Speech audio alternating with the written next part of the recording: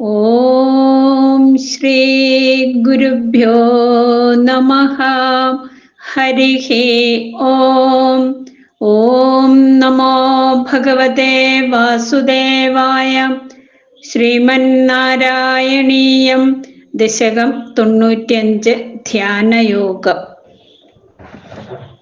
ആദൗ ഹൈരണ്യഗർഭീം തനുമവികല ജീവാത്മികാമാസ്ഥിതസ്ത്വം ജീവത്വം പ്രാപ്യ മായാ ഗുണഗണഖജിതോ വർത്തസേ വിശ്വയോനേ.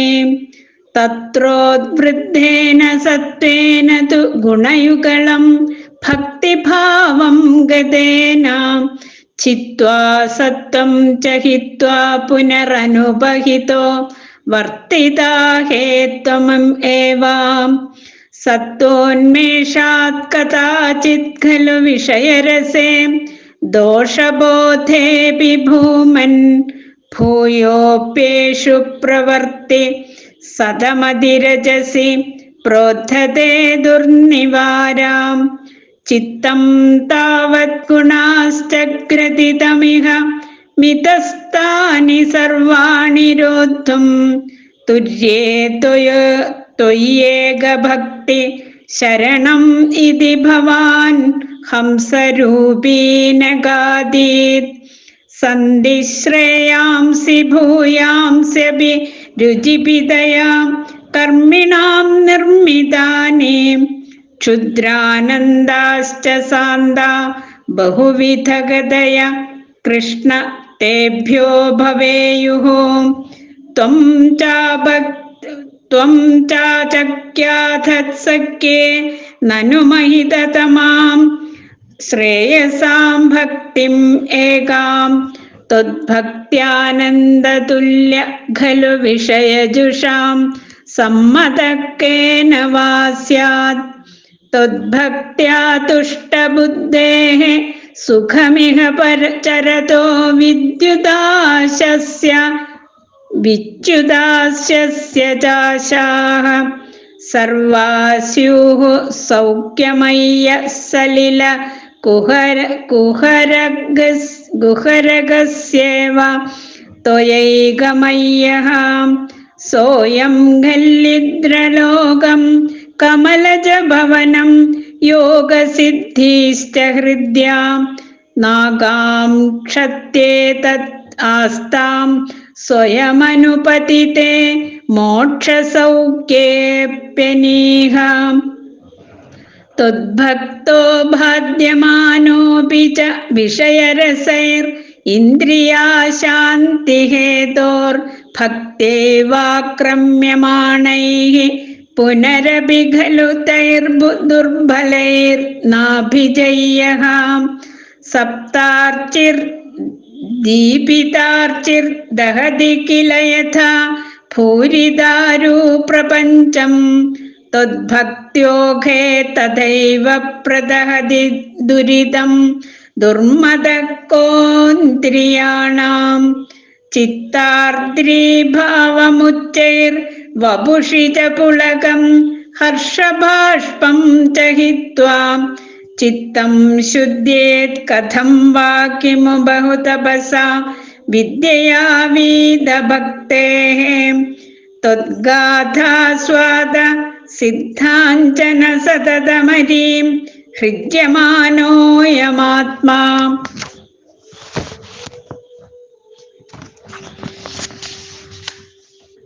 ചക്ഷുർവത്തത്തസൂക്ഷ്മം ഭജതി നതു തദാഭ്യസ്തയാ തർക്കകോട്യാം. ധ്യാനം തേ ശീലയേയം സമതനുസുഖബദ്ധാസനോ നാസികാഗ്രന്യസ്താക്ഷ പൂരകാദ്യൈർജിതപവനപഥശ്ചിത്ത പത്മം ത്വവാഞ്ചം. ഊർധ്വാഗ്രം ഭാവയിത്വാ രവിവിധുഷിഖിന സംവിചിന്യോപരിഷ്ടാത് യത്തത്രസ്ഥം ഭാവയേ ത്വാം സജലജലധര ശ്യാമളം കോമളാംഗം.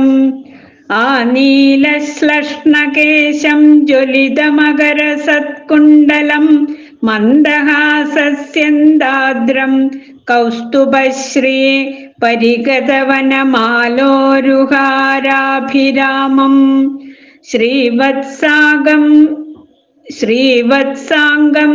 സുബാഹും മൃദുലസതുദരം കാഞ്ചനഛായചേലം ചാരുസ്നിഗ്ധോരും അംബോരുഹലളിതപദം ഭാവയേഹം ഭവന്തം സർവാംഗേഷ്വംഗരംഗത്കുതുകമിതി മുഹുർധാരയന്നീശ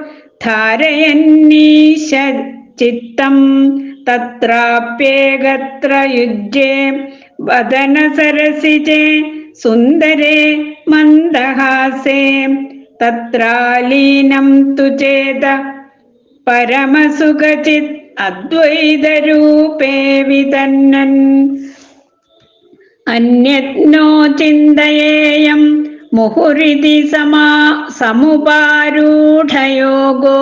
ഭവേയം ഇത്തം ത്വധ്യാനയോഗേ സതി പുനരണിമാദ്യഷ്ട സംസിദ്ധയസ്താം ദുരശ്രുത്യാദയോപി ഹ്യഹം അഹമികയാ സമ്പതേയുർമുരാരേ ത്വത്സംപ്രാപ്തോ വിളംബാവഹം അഖിലൈതം നാദ്രിയേ കാമയേഹം ത്വാമേവാനന്ദപൂർണം പവനപുരപതേ പാഹി മാം സർവതാപാത്. ശ്രീഹരയേ നമഃ. ശരണം. ഓം നമോ ഭഗവതേ വാസുദേവായ. ഗുരവേ സർവലോകാനാം ഭിഷജേ ഭവരോഗിണാം നിധയേ സർവവിദ്യാനാം ദക്ഷിണാമൂർത്തയേ നമഃ. പീതാംബരം കരവിരാജിതശംഖചക്രകൗമോദഗീ സരസിജം കരുണാസമുദ്രം രാധാസഹായമതിസുന്ദരമന്ദഹാസം വാതാലേശമനിശം ഹൃദി ഭാവയാമി.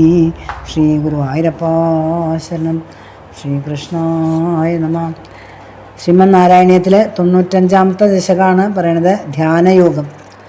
ഭഗവാൻ മായയുടെ ഗുണങ്ങളായ സത്വരജസ് തമസ്സുകളുടെ സംസർഗം നിമിത്തമാണ് ജീവാവസ്ഥയെ പ്രാപിച്ച് സംസാര ദുഃഖങ്ങൾ അനുഭവിക്കുന്നത്. ഭക്തി കൊണ്ട് ഗുണങ്ങളെ നശിപ്പിച്ചാൽ ജീവൻ ഭഗവാനായിത്തീരും എന്നാണ് ആദ്യത്തെ ശ്ലോകത്തിൽ പറയുന്നത്. ആദോ ഹൈരണ്യഗർഭിം തനും അവികല ജീവാത്മികാമാസ്ഥിതസ്ത്വം ജീവത്വം പ്രാപ്യമായ ഗുണഗണ ഖചിതോ വർത്തസേ വിശ്വയോനേ തത്രോർവൃദ്ധേന സത്വേന തു ഗുണയുഗളം ഭക്തിഭാവം ഗതേന ചിത്വാ സത്വം നഹിത്വാ പുനരനുപഹിതോ വർത്തിതാഹേ ത്വമേവാ. ബ്രഹ്മപ്രളയം കഴിഞ്ഞ് പുതിയ കൽപ്പത്തിൻ്റെ ആരംഭഘട്ടത്തിൽ ഭഗവാൻ സൃഷ്ടിക്കാനുള്ള ഇച്ഛയോടുകൂടി ഒന്ന് കടാക്ഷിച്ചപ്പോൾ മായ ആവിർഭവിച്ച് ബ്രഹ്മാണ്ഡദ്വാര വിരാട് പുരുഷനെ സൃഷ്ടിച്ചു. വിരാട് പുരുഷത്തിൻ്റെ ശിരസ്ഥാനമായ സത്യലോകത്തിൽ ഭഗവാൻ ഹിരണ്യഗർഭനായി സ്ഥിതി ചെയ്തു. സകല ജീവജാലങ്ങളുടെയും സമഷ്ടി രൂപമാണ് ഹിരണ്യഗർഭൻ. ആ ഹിരണ്യഗർഭനാണ് പിന്നീട് വേർതിരിഞ്ഞ് പലവക ജീവനായി പരിണമിച്ചത്. മായാഗുണങ്ങളായ സത്വരജസ് തമസ്സുകൾ എല്ലാ ജീവനിലുമുണ്ട്. അവയിൽ സത്വഗുണം വർദ്ധിച്ചു വന്നാൽ അത് ഭക്തിയായി മാറും. ഭക്തിയായി മാറിയ സത്വഗുണം ആദ്യം രജസ് തമസ് എന്നീ ഗുണങ്ങളെ നശിപ്പിക്കും, പിന്നെ തന്നെയും നശിപ്പിക്കും. സത്വരജസ് തമസ്സുകളാകുന്ന മായാഗുണങ്ങളുടെ ബന്ധം മൂലമാണ് ഭഗവാൻ ജീവനായി മാറിയത്. ഗുണം മുഴുവൻ അകലുമ്പോൾ ജീവൻ്റെ ജീവാവസ്ഥയും നീങ്ങും. അപ്പോൾ പരമാത്മാവ് തന്നെ എന്നുവെച്ചാൽ ഭഗവാൻ തന്നെ ആയിത്തീരും ജീവൻ. ഈ അവസ്ഥയെ തന്നെയാണ് മുക്തി എന്ന് പറയുന്നത്. സത്വഗുണം വർദ്ധിച്ചാൽ മാത്രം പോരാ, അത് ഭക്തിയായി പരിണമിക്കുക കൂടി വേണം. എന്നാലേ അതിനെ സത്വഗുണത്തോടുകൂടി നശിപ്പിച്ച് മുക്തി നേടിത്തരുവാൻ കഴിയുള്ളൂ എന്ന് പറയുന്നു. സത്വം രജസ്തമൈതി ഗുണ ബുദ്ധേർന്ന ചാത്മന സത്വേനാന്യതമോഹന്യാൽ സത്വം സത്വേന ജൈവഹി സത്വാർദ്ധമോ ഭവേദ് വൃദ്ധാൽ പുംസോമൽഭക്തിലക്ഷണ സാത്വികോ വാസനയാ സത്വം തതോ ധർമ്മ പ്രവർത്തതേ. ഭാഗവതത്തിൽ ഏകാദശസ്കന്ധത്തിൽ പറഞ്ഞിട്ടുള്ളതാണ് ഇത്. അടുത്ത ശ്ലോകത്തിൽ സാത്വികങ്ങളായ ആഹാരാദികളുടെ പരിശീലനം കൊണ്ട് സത്വഗുണം വർദ്ധിക്കും. അപ്പോൾ വിഷയസുഖാനുഭവം ദോഷകരമാണെന്ന് ജ്ഞാനം ഉദിക്കും. ആ അറിവുണ്ടെങ്കിൽ പോലും ചിലപ്പോൾ രജോ ഗുണവും തമോ ഗുണവും വർദ്ധിച്ച് വിഷയസുഖങ്ങൾ അനുഭവിക്കാൻ ഇടയാകും. രജസ്തമസ്സുകളെ കീഴടക്കാൻ സത്വഗുണത്തിന് ഒറ്റയ്ക്ക് സാധിച്ചു എന്ന് വരില്ല. ഗുണങ്ങളെ തീരെ വിട്ടുകളയാൻ മനസ്സിന് കഴിയുകയുമില്ല. മനസ്സിൽ നിന്ന് വിട്ടുമാറാൻ ഗുണങ്ങൾക്കും സാധിക്കുകയില്ല. അന്യോന്യ ബന്ധങ്ങളാണിവ. ഗുണങ്ങളെ ആകെ ദൂരെ തടഞ്ഞു നിർത്തുവാൻ ഭക്തിക്ക് മാത്രമേ കഴിയുകയുള്ളൂ. ജാഗ്രത, സ്വപ്നം, സുഷുപ്തി എന്നിങ്ങനെ 3 അവസ്ഥകൾ ജീവനുണ്ട്. മായാബന്ധം നിമിത്തമുണ്ടാകുന്ന അവസ്ഥകളാണിവ. ഈ 3 അവസ്ഥയുമില്ലാത്ത 4ാമത്തെ അവസ്ഥയായിരിക്കുന്ന ഈശ്വരനിൽ ഭക്തിയുണ്ടായാൽ നിഷ്പ്രയാസം മുക്തി നേടാൻ സാധിക്കും. ഭഗവത് ഉദ്ധവ സംവാദത്തിൽ ഉദ്ധവൻ ഭഗവാനോട് ജനങ്ങൾ അറിഞ്ഞുകൊണ്ട് ചീത്ത കാര്യങ്ങളിൽ ഏർപ്പെടുവാൻ കാരണം എന്തെന്ന് ചോദിച്ചതിന് ഭഗവാൻ നൽകുന്ന മറുപടിയുടെ സാരമാണ് ഈ ശ്ലോകം.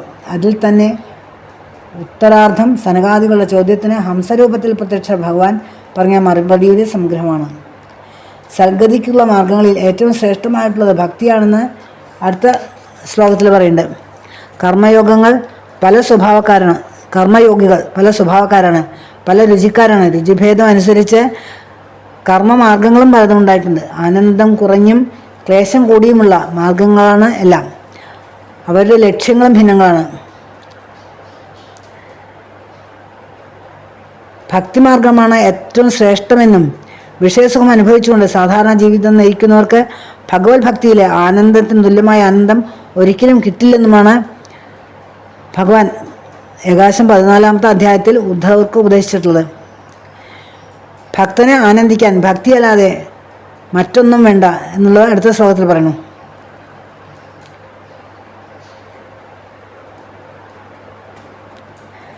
ഭഗവാന്റെ പേരുള്ള ഭക്തി കൊണ്ട് മനസ്സന്തോഷം അനുഭവിച്ചും കൊണ്ട് മറ്റാഗ്രഹങ്ങളൊന്നും കൂടാതെയും ഇവിടെ സുഖമായി സഞ്ചരിക്കുന്നവന് എല്ലാ ദിക്കുകളും സുഖം മാത്രമായി തോന്നും. അങ്ങനെയുള്ള ഭക്തനാകട്ടെ ഇന്ദ്രന്റെ സ്വർഗത്തെയും ബ്രഹ്മാവിൻ്റെ സത്യലോകത്തെയും മനസ്സന്തോഷമുണ്ടാകുന്ന യോഗസിദ്ധികളെയും ആഗ്രഹിക്കുന്നില്ല. തന്നെത്താൻ വന്നു ചേരുന്ന മോക്ഷസുഖത്തിൽ പോലും ആഗ്രഹം വയ്ക്കുന്നില്ല. അകിഞ്ചനസ്യ ദാന്തസ്യ ശാന്തസ്യ സമചേതസ മയാ സന്തുഷ്ട മനസ സർവാ സുഖമയാ ദിശ എന്ന് ഏകാശസ്കന്ധത്തിൽ പറഞ്ഞിട്ടുണ്ട്. പ്രാകൃത ഭക്തന്മാരുടെ ഹൃദയത്തിൽ ഭക്തിയും വിഷയസുഖേച്ഛയും തമ്മിൽ ഒരു യുദ്ധം തന്നെ നടക്കുമെന്നും എന്നാൽ ഒടുവിൽ ജയം ഭക്തിക്ക് തന്നെയായിരിക്കും എന്നും അടുത്ത ശ്ലോകത്തിൽ വിശദീകരിക്കുന്നു. വിഷയസുഖങ്ങൾ ആഗ്രഹിക്കുന്ന ഇന്ദ്രിയങ്ങൾ ഭക്തനെ കീഴടക്കാൻ മുതിരുമ്പോൾ ഭക്തി ഇന്ദ്രിയങ്ങളെ കീഴടക്കാൻ ഉദ്ദേശിക്കുന്നു. ഭക്തിക്ക് ശക്തി പിന്നെ കൂടി വരും. വിഷയസുഖാഭിലാഷത്തിൻ്റെ ശക്തി ക്രമത്തിൽ കുറയുകയും ചെയ്യും. അങ്ങനെ ഭക്തി ജയിക്കുമ്പോൾ ഇന്ദ്രിയങ്ങൾ തന്നെത്താൻ തോറ്റു പിന്മാറും. ശരണം. ചിത്തശുദ്ധിക്ക് ഭക്തിയെ പോലെ നല്ലതല്ല തപോവിദ്യാദികളെന്ന് അടുത്ത ശ്ലോകത്തിൽ കാണിക്കുന്നു. ചിത്രാർദ്രീഭാവമുച്ചൈർവഭുഷിതപുളകം ഹർഷബാഷ്പം ജഹിത്വ ചിത്തം ശുദ്ധേർ കഥം വാ കിമു ബഹു തപസാ വിദ്യയാ വീതഭക്തേ ത്വൽഗാഥാസ്വാദസിദ്ധാഞ്ജന സതതമരീമൃജ്യമാനോയമാത്മാ ചക്ഷുർവത്തത്വസൂക്ഷ്മം ഭജതി നതു തഥാഭ്യസ്തയാ തർക്കകോട്യാ. ഭക്തി വർദ്ധിച്ച് മനസ്സലിഞ്ഞ് കോൾമയിൽ കൊണ്ട് ആനന്ദാശ്രുധാരയായി ഒഴുകുമ്പോൾ മനസ്സ് പരിശുദ്ധമായി തീരുന്നു. ഭക്തിയില്ലെങ്കിൽ വളരെ വിദ്യ പഠിച്ചാലും തപസ് ചെയ്താലും മനഃശുദ്ധി ഉണ്ടാവുകയില്ല. ഭഗവത് കഥകളുടെ ശ്രവണ കീർത്തനാദികൾ സിദ്ധാന്തനം കണ്ണിനെന്ന പോലെ ആത്മാവിന് പരിശുദ്ധി നൽകുന്നു. ശാസ്ത്രാഭ്യസനം കൊണ്ടും ആത്മാവിന് അതുപോലുള്ള ശുദ്ധി കൈവരുന്നില്ല. ധർമ്മസത്യതയോ ഭേദോ വിദ്യാവാ തപസാന്വിത മൽഭക്ത്യാഭേദമാത്മാനം ന സമ്യക് പ്രഭുനാദിഹി കഥം വിനാ രോമഹർഷം ദ്രവതാ ചേതസാ വിനാ ആനന്ദാശ്രുകലയാ ശുദ്ധിർഭക്ത്യാ വിനാശയാ എന്ന് ഭാഗവതത്തിൽ പ്രതിപാദിക്കുന്നുണ്ട്. അടുത്ത 3 ശ്ലോകങ്ങളിലായിട്ട് ധ്യാനയോഗത്തിൻ്റെ സ്വഭാവമാണ് വിവരിക്കുന്നത്. ധ്യാനം ദേശീലയം സമതനു സുഖബദ്ധാസനോ നാസികാഗ്രന്യസ്താക്ഷപൂരകാദ്യർ ജിതപവനപഥശ്ചിത്തപത്മം ധ്വാഞ്ചം ഊർധ്വാഗ്രം ഭാവയിത്വാ രവിവിധുശിഖിന സംവിചിന്യോപരിഷ്ഠാൽ തത്രസ്ഥം ഭാവയേ ത്വം സജലജലധരാശ്യാമളം കോമളാംഗം. ആസനം, പ്രാണായാമം, പ്രത്യാഹാരം എന്നീ 3 അംഗങ്ങളെ ഈ ശ്ലോകത്തിൽ പരാമർശിച്ചിരിക്കുന്നു. ഉടലും തലയും കഴുത്തും ശരിക്ക് നേരെ നിർത്തണം. കണ്ണുകൾ നല്ലതുപോലെ തുറക്കാതെയും അടയ്ക്കാതെയും അല്പമാത്രം തുറന്ന് നാസികാഗ്രത്തിൽ നോട്ടമുറപ്പിക്കണം. പിന്നെ പ്രാണായാമം ശീലിക്കുക. പ്രാണവായുവിനെ ഒരു മൂക്കിലൂടെ അകത്തേക്ക് വലിക്കുന്നത് പൂരകം, അകത്ത് ആ വായുവിനെ സ്തംഭിപ്പിച്ചു നിർത്തുന്നത് കുംഭകം, മറ്റേ മൂക്കിലൂടെ പ്രാണവായുവിനെ പുറത്തേക്ക് വിടുന്നത് രേചകം. ഗുരുവിൻ്റെ മേൽനോട്ടത്തിൽ സമയവ്യവസ്ഥയോടുകൂടി കുറച്ചുകാലം പ്രാണായാമം ശീലിച്ച നാഡീശുദ്ധി ഉണ്ടാകും. ഹൃദയകമലത്തിൻ്റെ നിൽപ്പ് അധോമുഖമായിട്ടാണത്രേ. അതിനെ സങ്കല്പശക്തി കൊണ്ട് മലർത്തി വികസിപ്പിക്കണം. ആ താമരപ്പൂവിൻ്റെ കർണികയുടെ മുകളിൽ സൂര്യമണ്ഡലം, ചന്ദ്രമണ്ഡലം, അഗ്നിമണ്ഡലം എന്നിവ യഥാക്രമം മേൽക്കുമേലെ ധ്യാനിക്കുക. ആ അഗ്നിമണ്ഡലത്തിൻ്റെ മധ്യത്തിൽ കാർവർണ്ണൻ്റെ കോമള രൂപം ധ്യാനിക്കണം. സമ ആസനാസീന സമകായോ യഥാ സുഖം ഹസ്തവിത്സംഗ ആധായ സ്വനാസാഗ്രഹദേക്ഷണാം. ധാരണ പരിശീലിക്കാൻ വേണ്ടി ഭഗവാന്റെ കേശാദിപാദം സംഗ്രഹിക്കുന്നു. അടുത്ത ശ്ലോകത്തിൽ ആ നീലശ്ലക്ഷ്ണകേശം ജ്വലിത മകരസൽ കുണ്ടലം മന്ദഹാസ ചന്ദാർദ്രം കൗസ്തുഭശ്രീ പരിഗത വനമാലൂരുഹാരാഭിരാമം ശ്രീവത്സംഗം സുബാഹും മൃദുലസദുദരം കാഞ്ചനഛായജൈലം ചാരുസ്നിഗ്ധോരുമംഭോരുഹ ലളിതപദം ഭാവയേഹം ഭവന്തം. അടിമുതൽ മുടി വരെയും വീണ്ടും വീണ്ടും ധ്യാനിച്ച് മനസ്സ് ഭഗവത് രൂപത്തിൽ തന്നെ ഒരിക്കലും വിട്ടുപോകാത്ത വിധം ഉറപ്പിക്കുന്ന ഈ അഭ്യാസമാണ് ആറാമത്തേതായ ധാരണ എന്ന യോഗാംഗം.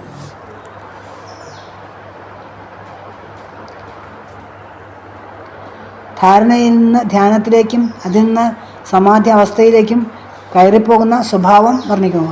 അടുത്ത ശ്ലോകത്തിൽ സർവാംഗേഷ്വംഗരംഗ കുതുകമിതി മുഹൂർധാരയന്നീശചിത്തം തത്രാപ്യകത്ര യുഞ്ജേ വദന സരസിജേ സുന്ദരേ മന്ദഹാസേ തത്രാലീനം തുചേത പരമസുഖചേത ദൈതരൂപേ വിധന്യന്നന്യോ ചിന്തയേയം മുഹുരിതി സമുപാരൂഢയോഗോ ഭവേയം.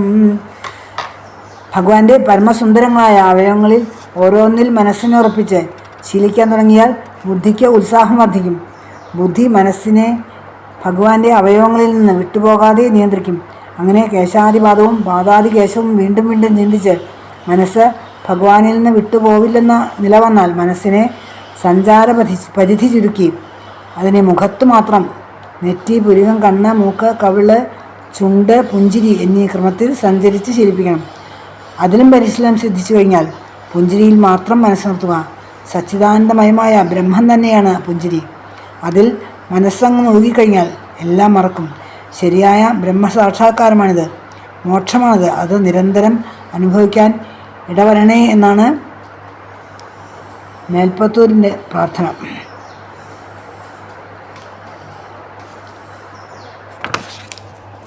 ഇത്തം ത്വധ്യാനയോഗേ സതി പുനരണിമാ ദഷ്ടസംസിദ്ധയസ്താ ദൂരശ്രുത്യാദയോഭി യഹമഹമിഹയാ സമ്പദേയോർമുരാരേ ത്വൽസംപ്രാപ്തോ വിളംബാ വഹമഖിലമിദം നാദ്രിയേ കാമയേഹം ത്വമേവ അനന്തപൂർണം പവനപുരപദേ പാഹി മാം സർവദാപാൽ.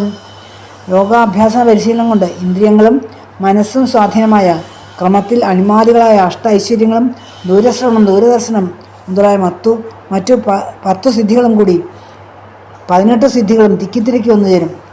ദേഹം ചെറുതാക്കുക, അണിക വലുതാക്കുക മഹിമ, ദേഹത്തിൻ്റെ കനം കുറയ്ക്കുക ലഘിമ, കനം കൂട്ടുക ഗരിമ,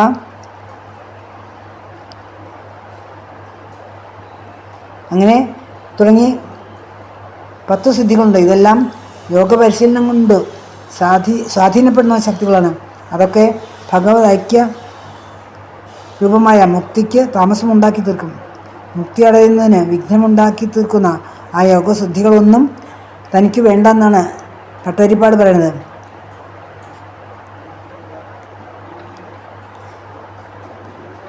ഭട്ടതിരിപ്പാട് പറയാണ്, അല്ലയോ ഗുരുവായൂരപ്പ, ഈ എല്ലാ ദുഃഖങ്ങളിൽ നിന്നും എന്നെ രക്ഷിക്കണേ. സർവം ശ്രീകൃഷ്ണാർപ്പണമസ്തു. സർവത്ര ഗോവിന്ദനാമസങ്കീർത്തനം. ഗോവിന്ദ ഗോവിന്ദ.